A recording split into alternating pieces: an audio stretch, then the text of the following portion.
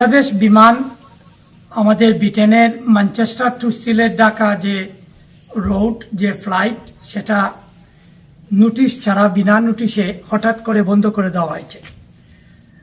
এই সংবাদ শোনার পর আমাদের ব্রিটেন প্রবাসীরা খুবই ক্ষুব্ধ হয়েছেন, সবাই হতাশ হয়েছেন। এই সিদ্ধান্ত কোনো অবস্থাতেই প্রবাসীরা মেনে নিতে পারছেন না।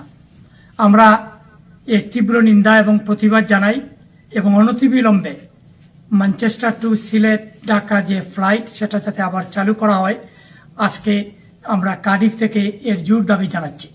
আমরা যে কথাটি বলতে চাই, আমরা শুনতে পেরেছি যে বাংলাদেশ টু পাকিস্তান ফ্লাইট দেওয়া হচ্ছে। এই ফ্লাইটের জন্য আমরা শুনতেছি যে আমাদের ম্যানচেস্টার টু সিলেটের ফ্লাইট বন্ধ করে দেওয়া হয়েছে। সেটা খুবই দুঃখজনক।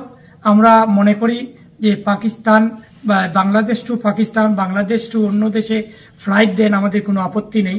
এবং আরেকটা শুনতেছি আমরা হজের কারণে নাকি বন্ধ করে দিয়েছেন।